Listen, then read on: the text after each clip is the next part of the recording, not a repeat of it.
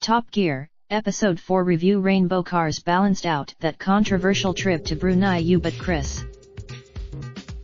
Editors note the opinions in this article are the authors, as published by our content partner, and do not represent the views of MSN or Microsoft.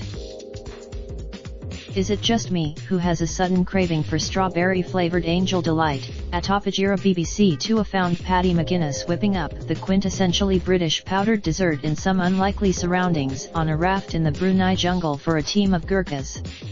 They don't get that from. This penultimate episode of a short and punchy, 5-part series had hit the headlines ahead of its broadcast, thanks to two controversies.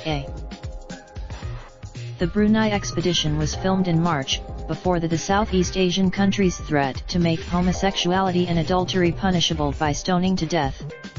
Horrified by this, they neglected to mention the small matter of the BBC budget spent, but this was undoubtedly another factor. Instead, the duo third wheel Chris Harris was absent from the road trip, not because he's being bullied by his fellow presenters, as some conspiracy theorists have claimed. The real reason was, still, the show must go on, and after last week's larks and rain-lashed whales, it was back to exotic climes as McGuinness and Flintoff jetted to Borneo for a jungle adventure, punningly titled The Borneo Ultimatum, in a pair of endangered species, rare old cars bought for a few £1,000 from the classified ads. Video. Mike and Zara Tyndall take on Top Gear Challenge Press Association. McGuinness got himself a Matra Bagheera, France's forgotten 70s sports car.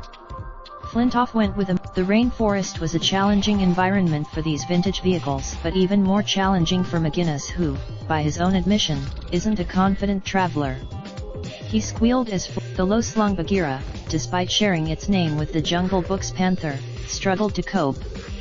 Parts kept falling. There was warm camaraderie as our hosts bonded with the grinning Gurkhas, clutching them in bear hugs and saying it's been a pleasure, lads, when it was time to depart.